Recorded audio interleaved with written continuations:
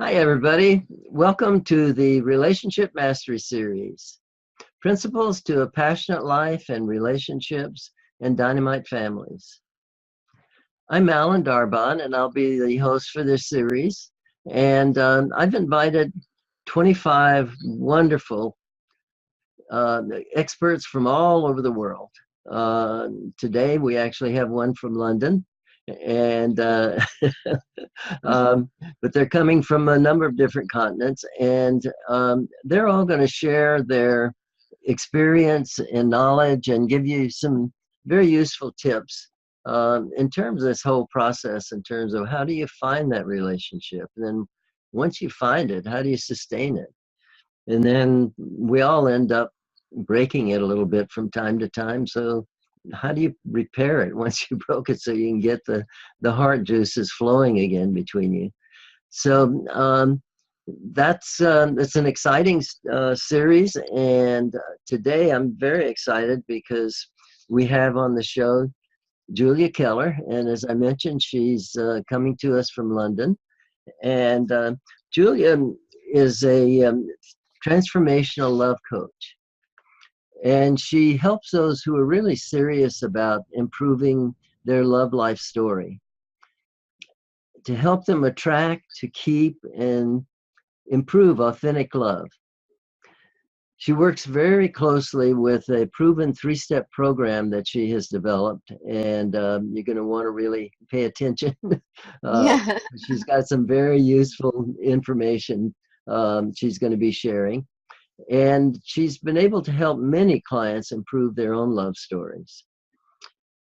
Julia also teaches, speaks, and writes about topics including femininity, self-confidence, and self-love. Her core beliefs are centered in a process that begins with self-love and self-confidence. And it rests on fundamental beliefs in traditional values with a modern twist. I like that. We're going to find out a little bit more about that, folks. She works closely using training in coaching, NLP, and hypnotherapy. She has 2 new books. One is called Love Unboxed. It's Love Journeys Anthology for Women by Women. And then the second book, Attract Authentic Love, 3 Proven Steps. So welcome, Julia, so much to being on the program. Really appreciate you staying up a little later than it is for me here Not that to late. do this. So I'm curious, first off, to know a little bit about you, and how did you get into this whole relationship field? I, like many coaches, got into it from my own life transformation, my own life story, actually. And it started very much when I was trying to figure out what to do about my marriage, which wasn't happy at the time. Mm-hmm. And I wanted to find out, should I stay? Should I go? And I started to actually become interested in other couples. And I find actually what happens to me now is that many women and men who are going through the same question become interested in finding out my story because they're trying to figure out, should they stay? Should they go? Can it be fixed? Can it not? And so I started to kind of interview couples that were really successful to find out what their secrets were, and to at the same time talk to couples who broke up to find out what made them break up, to figure out which bucket I fit into. And I did inevitably end up breaking up. But I started to do a lot of work on myself after that, because I realized even if 50% of that breakup was because of my ex-husband, at least 50% of it was me. And so I thought, okay, let me start with me. I can't change anybody else. So how can I improve myself to the degree that I would want to be the person that somebody else wants to marry, the right person, and that we can stay married? So looking at my own failures in my marriage, in my relationship leading up to that, and changing every single part of that, starting with changing myself. Hmm. Wonderful. That's a beautiful Yeah, to get to that place where we know that, hey, there's a common element here, and it happens to be me. exactly. I can manage that one, and then Yeah, nothing else. So, um, yeah. So with that exploration and talking to all these people and the work you've been doing since, what particular tips and insights might you share with our audience in terms of um, finding love? How do you find that love that you're wanting to find? Oh, it's I have like you mentioned before, I have this three-step process which I use, which really begins it with, just what I did, working on yourself. So making yourself the best version of you, rather than changing, you don't go and change every bit of you. You don't change your core, who Mm, you are. That core is what makes you special. It's what makes you unique, and it's what makes you attractive to the right person. What you do is you work on the things that you feel like the little edges that need filing. You uh, work on constantly self-develop. You constantly look at yourself. How can I be a better version of who I am? Which is what I help clients do. And it's really, what do you believe you can improve with changing? mm, And I'm very much subscribed to that. I'm constantly working on myself, constantly self-improving. And then the next bit of it is really knowing what you want and knowing how to bring it to you. And for that, I do a lot of, I call the book Attract Authentic Love, because it really is, I believe very much in the law of attraction, in channeling in what you want by knowing what you want and by believing you deserve it, which mm, is where, go back to the first step. You have to number believe you one, deserve yeah. love, and you have to love yourself in order to believe in love when it comes to you. And so the next bit is really figuring out what is it that you want, bringing it to you. What are your values, so that you bring the right person to you and not somebody that's, not going to work out. What I always tell people, which I heard from a spiritual teacher before, is if you start with an unhealthy seed, you'll never grow a healthy tree. Mm, So you need to start with the right seed to grow that tree, which is, the relationship and the life that you want. And then the third bit is you go out there and get it. So it's very much that balance between consciousness and action. Consciousness and action. You won't bring food. If you can be that monk sitting on top of that mountain, asking God, please bring me food, please bring me food, please bring me food. And he has sheep passing by and he has a bow and arrow, but he just sits there and prays and nothing happens. But you could also be that person that's going and, jumping at every mountain, not really knowing what they're seeking. So I have a lot of clients that come in and they're on every single dating app, they're on every single website, and they're like, "Why can't I meet somebody? What's wrong? What's wrong with me?" And I'm just like, "Well, what do you want? What does that person look like?" mm, So some people you have to put more action into their life, and some people you have to quiet them down and tell them to just focus on what they want, to figure out, so that when they get it, that they know that it's the right one. uh, right, right. Now, I saw on your website, join the revolution.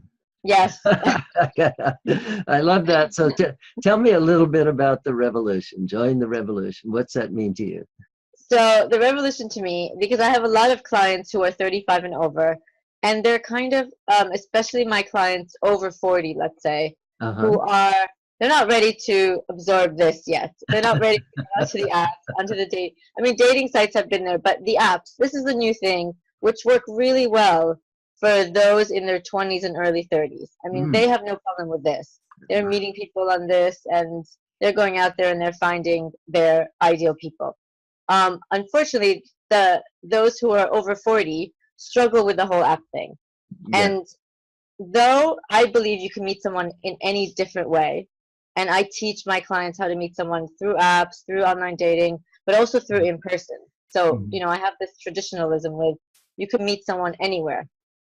right. However, many of us are busy, and many of us are from one place to another, to another, to another, and we don't even notice the people in front of us, and we Mm, don't feel the confidence to meet somebody.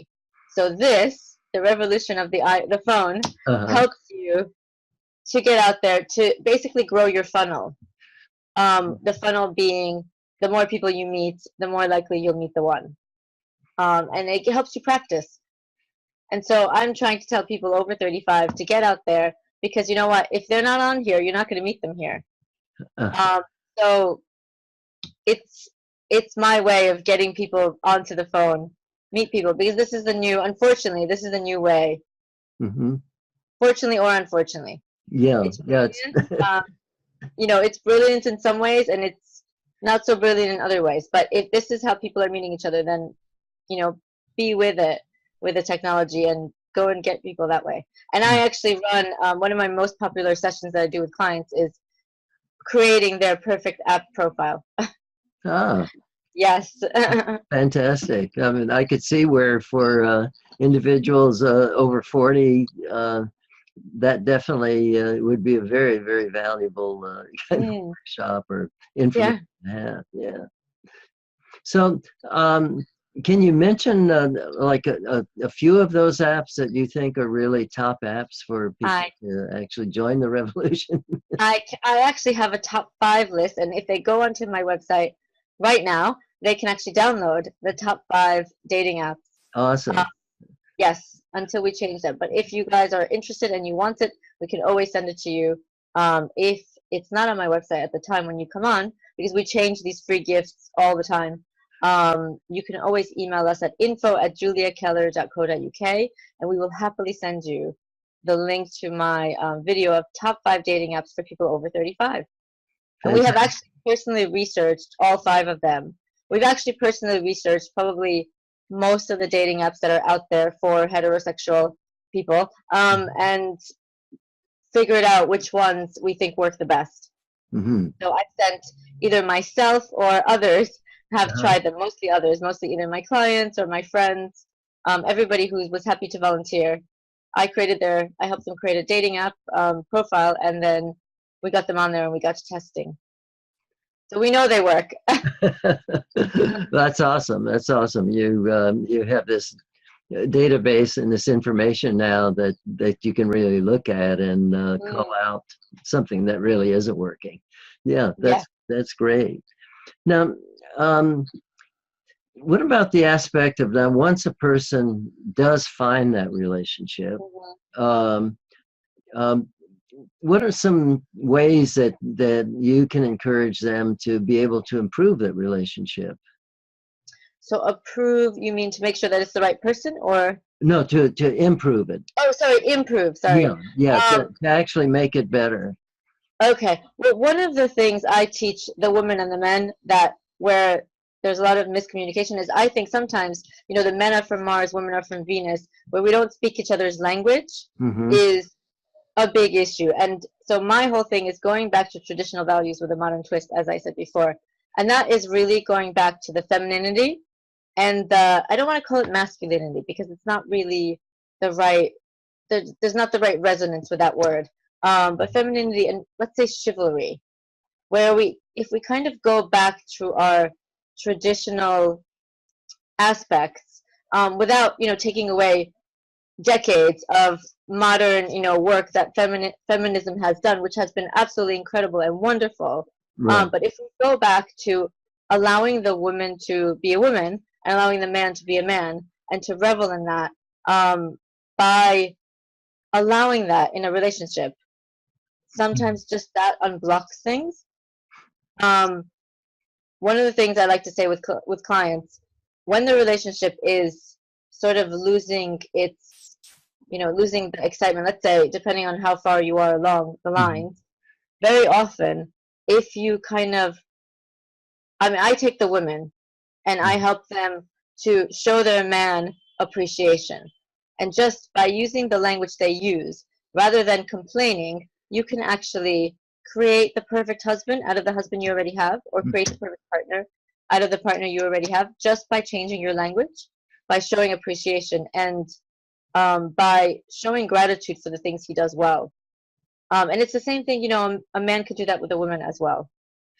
But I kind of I usually use my children as an example, where I bring out the best in my children, not by yelling at them when they do things wrong, but by complimenting them when they do things right. Mhm. And sometimes, it's hard and you have to find that one right thing in a big pile of wrong things. But if you just find that right, I see how my kids just instantly change just by finding that one thing. And I say, oh, when yesterday when you did that really nice thing you did, that was really impressive to mommy. Mommy really remembers that. It made me feel so nice. And when I do that with my man, it has the same effect. And I've seen, and it works equally as much on women doing that with men. Sorry, men doing that as men doing that with women. Uh-huh. It's really appreciation. If our very often partners find they kind of like they lose they lose that high with each other, and rather than showing the appreciation and telling them the compliments that you used to do in the beginning of a relationship, you get into this phase where you kind of start to point out what's wrong. Oh, I didn't like it when you did that. Or Yeah. why didn't you take out the trash? Oh, why is this place a mess? What's this over here? And I think we kind of we burn each other down by doing that, and then you kind of like you start to move away from your partner. You don't feel that closeness because you feel like you're never good enough and you're never doing the right thing. So if we just change our language and go back to those initial moments when we were first falling in love with each other, before we saw the flaws, when we saw the beauty and that everything was, oh, it's so adorable how she does that. Oh, it's so lovely how he does that. And just still look for that beauty in our partner, the things that we like and the things that really make us feel good, we'll always find something. And then if we tell our partner what we found, it'll create the desire in our partner to do that more rather than to do the other side of it. Right. I've pretty much never seen it fail. Right. Well, in my experience, that's also very true. And I Mm, see a powerful effect when, if there are children in the family, if a couple is doing this with each other, the mm-hmm, spillover to the kids in terms of that whole process of putting out more appreciations uh, mm, and complaints and blame. mm-hmm. Uh, and lo and behold, the children and our brains are even wired to do this. They Absolutely. begin to mimic some of that and recognize, wow, that works better Mm-hmm. this way too. And as you were saying Absolutely. before, I mean, with parents to recognize that with their children, I mean, it's all the difference in the world when the energy is Mm-hmm. going into the positive than when it's going into the person feeling worse and worse about themselves. Absolutely. And I always tell my clients, I mean, if you start with an energy of love in everything you do, I mean, this is where love coach just every time I try to change the name of what I do, love coach always resonates because if you just start with the energy of love and you just put out love, it will almost always come back to you in that way. I Right. see with my kids, with my partner, when I'm in a mood, that negative energy is just in the air. Hmm. Whereas if I just change my own mood, and put out the energy of love, it just comes back. It calms everybody down, and it just comes out. One person can change a whole family dynamic. I've Uh, seen. yeah, absolutely. And I do a lot of work directly with the brain and brain blood flow and the EEG and also the heart Mm-hmm. rhythms and these Mm-hmm. kinds of patterns. And we know now that these things are absolutely real and physical. And Mm. when they say someone's got a putting out a bad vibe, they are. You Absolutely. can see it in your partner's Yeah. heart, and you can see it in their brain waves. And I think children, especially, really take that energy onto themselves. They're very sensitive. Yeah, And that's something exactly. to be aware of as parents. Yeah, We adults, we've developed a thick skin a lot more than they have. right. We can go to work and we can have somebody yell at us and we can kind of like, we'll be hard about it, but we can kind of like, we know, okay, this person just does that. We'll rationalize it. Whereas kids are much more sensitive. They really take it into themselves and then they go and yell at their brother and sister. Exactly. So, Exactly. Yeah. And 5 compliments during the day, and in terms of true appreciation, not something that love isn't that. real, but something real, uh, will do more than 100 of those lectures we give. Absolutely. Really worthless. Absolutely. And it is hard, but it's, That's it. We're trained. Our brain is used to that, and so it does take that self work you mentioned and self awareness to recognize, oh, wait a minute, I need to shift this in myself because I'm creating something that I don't really want. yes. Yeah. Now I know that you've done some exploration and actually even done some webinars, I think, related to my next question, which Hmm. is um, from your experience and research and observation, um, could you summarize what do men really want? What do women really want? Ooh, that is, I'm not sure how you can summarize either one of those. I know. I will say I will tell you a couple of things where I saw a difference. And I think that's where the key is with because I did the book Attract Authentic Love for Women, and I'm now coming up with another book for men, very similar, Right. but yet different, because I saw that there were these big differences. Um, and one of the main things is, well, one thing is that men tend to be much more visual than women. Mhm. That's not to say that women are not visual, but we will Mhm. not necessarily choose our partner based on how he looks. I Right. think and though, despite feminism and despite how far we've come into becoming independent and basically being able to survive on our own, um, we still, when we choose our partner, something in the back of our mind still triggers that protect and provide. Mhm. We still want to know that this guy will protect and provide for us. Um, and I think the man wants to protect and provide.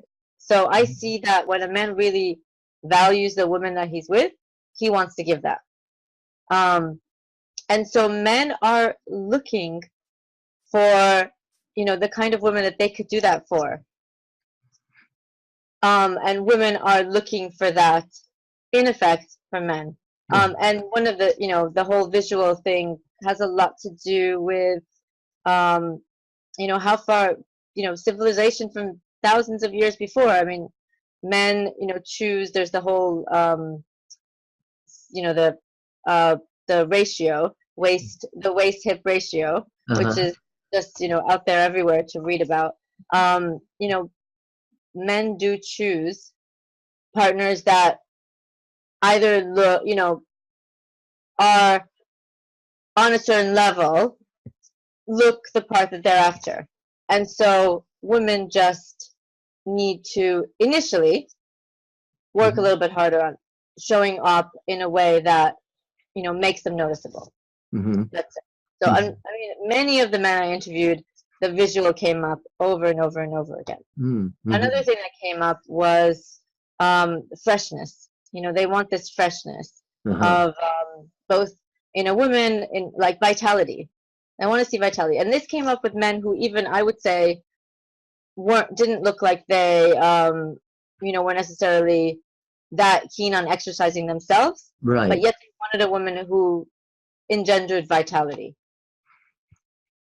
because that that was their way of like the freshness, the youthfulness, and youthfulness was not necessarily age, which I Mhm. found really interesting, because Mhm. up to then Right. I had thought, okay, age is a really big thing. Actually, the men I interviewed, some of them said age was a big thing, Uh-huh. but a lot of them, I mean, I interviewed some men that tend to date much younger women, and I asked them what it was, and their reason was basically that the women their age didn't have the vitality, the youthfulness, but it was nothing to do with the age they looked. It was more about the energy. Mhm. Mhm. And there's something about youthfulness which has this curiosity. It has this, enthusiasm. It has optimism. It's an outlook at life that is positive.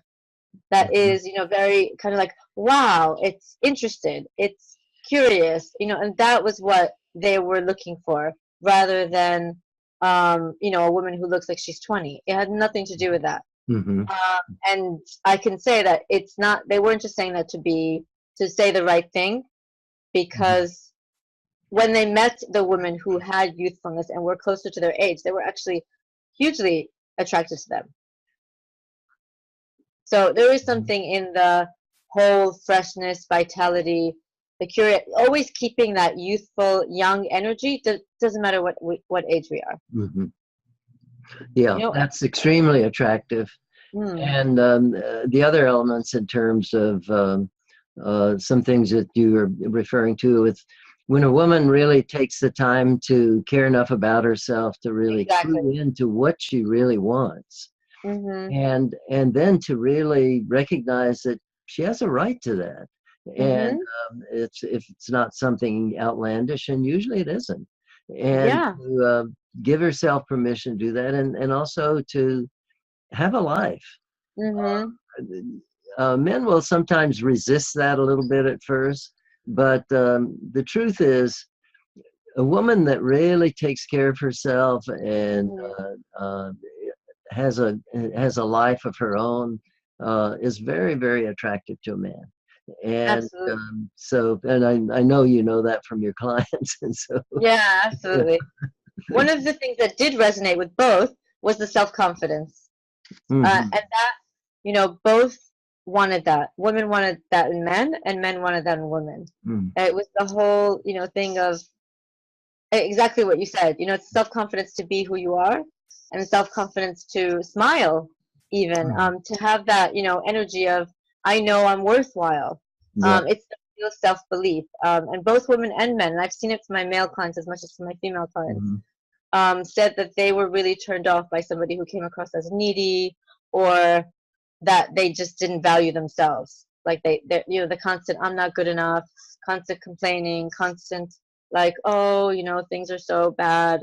Both women and men are turned off by that and mhm. turned on by the opposite, which is very much the optimism, the confidence, self-confidence.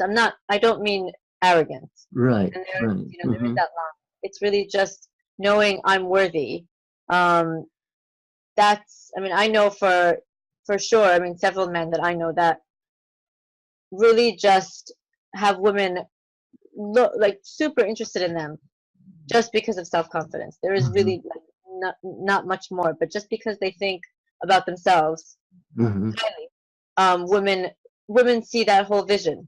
It's the mhm, whole thing of we can feed them with, you can basically create your own picture of yourself, and everybody else will buy into that picture of you. mhm. Yeah, and that I'm sure. I mean, particularly for women, that also feeds into a sense of more security. If Hmm. a guy isn't emanating self-confidence, it's kind of hard to know if you're going to be able to rely on him. Exactly. Yeah, Yes, yeah. exactly.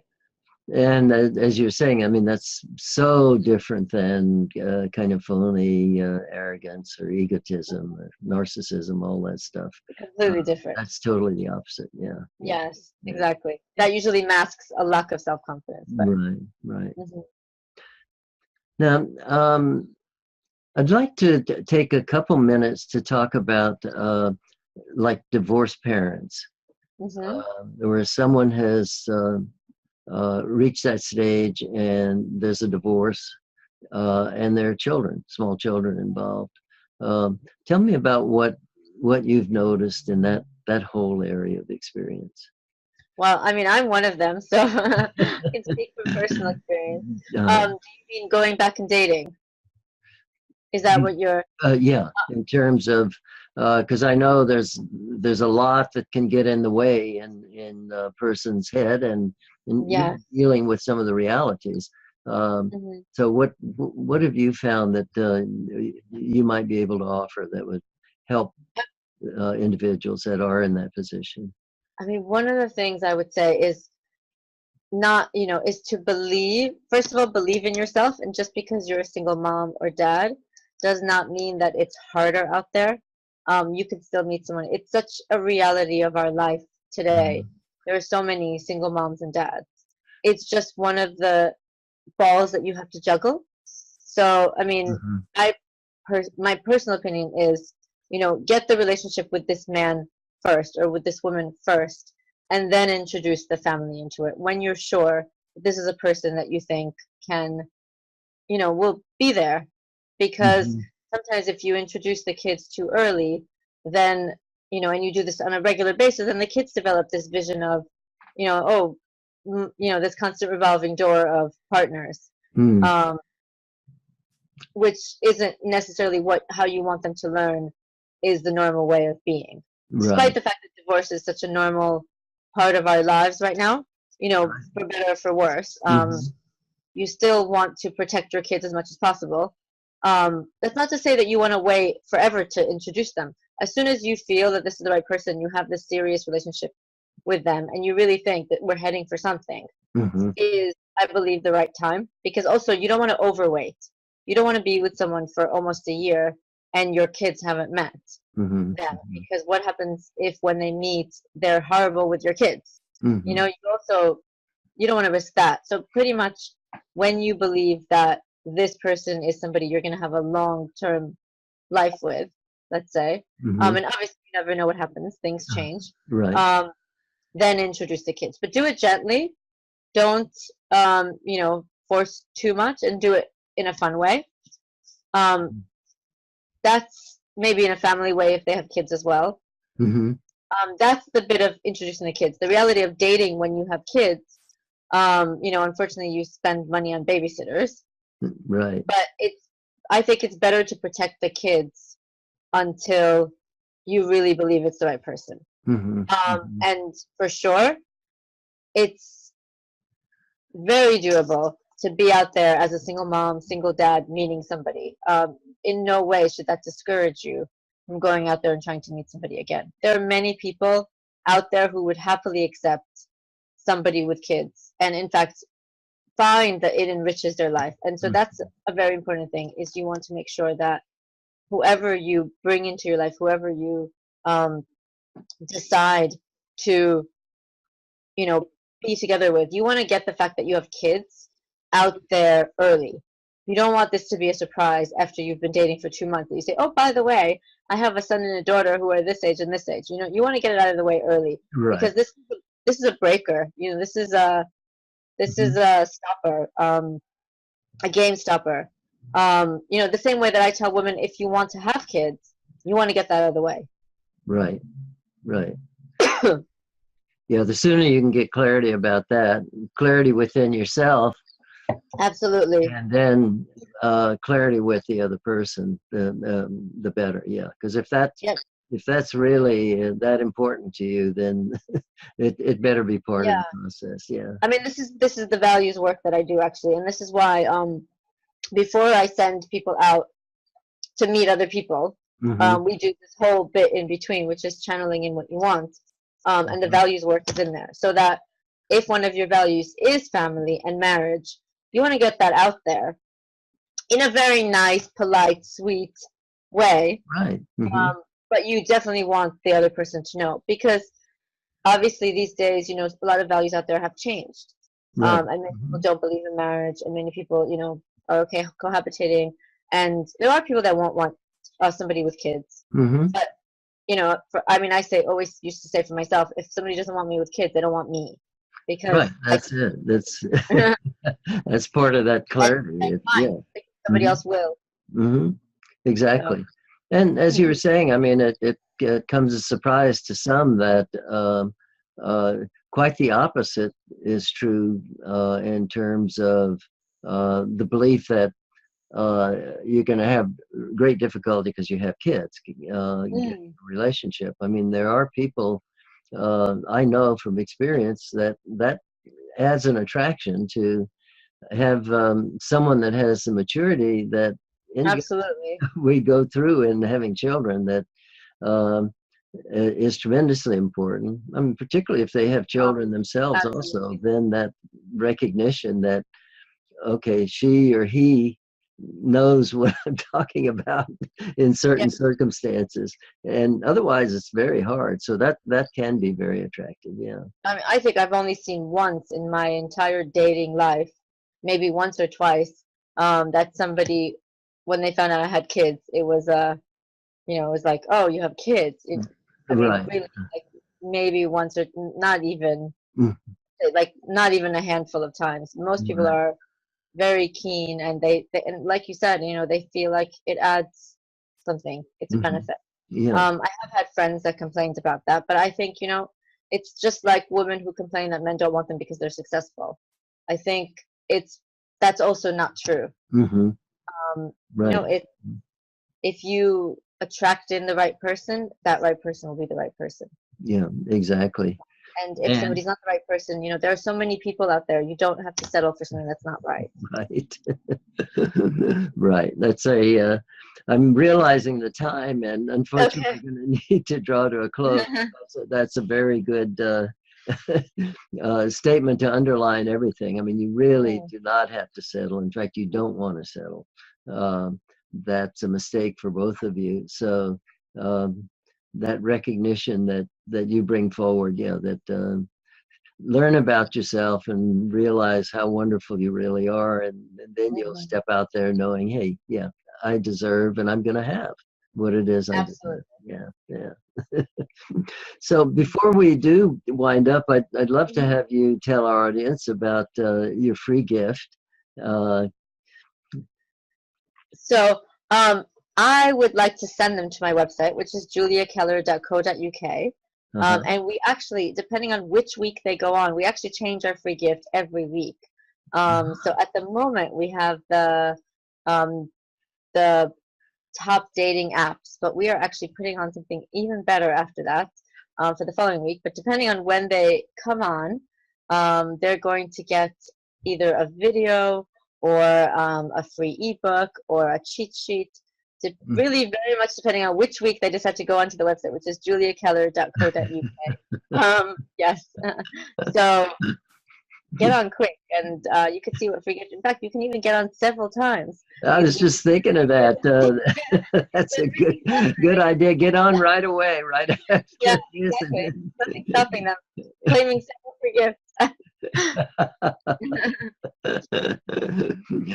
Yeah, so that's wonderful and very generous gift, and that's generous that you're offering that. If they get on right now, they can have that one. If they in a couple of days, if they notice something's It's going to change. Yeah.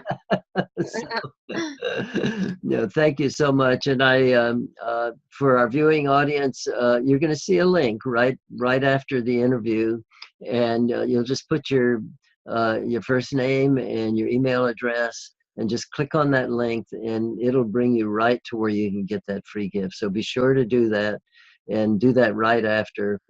And then again, for Julia, come back and take another look and Yeah, see what's there absolutely. next, and encourage you to do that. And I want to thank you so much, Julia, for Thank you, participating Alan. today. I clearly could go on for quite a while. I have a number of questions. I truly appreciate what you're doing out there. You're doing something wonderful that the planet needs, and from my heart, I truly appreciate you doing that work. Thank you. Fantastic. Thank you, And Alan. so we're going to wind up for now, and I'm going to thank the audience for being with us today, and we'll enjoy seeing you for more of this series. But I just want to remind you, I'm Alan Darbonne, and um, something I say often, some of you maybe hear it too often, but I actually don't think you can hear it too often, is that the planet really does need your unique quality of love and your unique light. We need it to be healed, and we need it to be whole. Without you, we're not whole. And so please just step up with your kindness and speak your truth. We all really need that. Thank you so much, and I look forward to seeing you in the future. Bye-bye.